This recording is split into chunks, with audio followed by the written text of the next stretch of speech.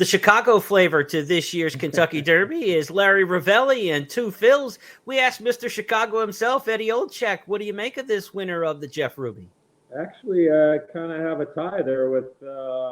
LaSala and Mr. Sagan. So through myself and, of course, the journeyman jockey Jerry LaSala for a long time, his dad, one of the Two Phils, and then Phil Sagan, a friend of my dad's and a big long-time golf partner of his. So best of luck to the Chicago connection. Yeah. I mean, look at that last race at Turfway, Jeremy. I don't know what you thought, but that thing was just, I mean, that race was just absolutely so powerful. Can that transfer over to to a dry dirt track?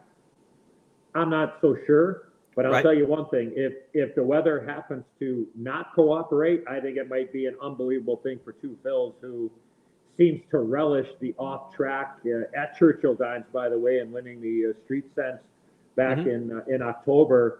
So if it happens to be an off track, I think Two Phils will get a lot of my money. And another horse, just for kicks, that if happens to come up on an off track, Reincarnate for Tim Yakteen, I think would be a horse that I think you might have to think about using if it does come up on an off track. But if it does come up sloppy, I think Two Phils, that might be one of those where I sit there, not because I know, the ownership group and the name behind Two Phils, but I think that this horse might be one of those exaggerator type of horses where they really move up on an off track.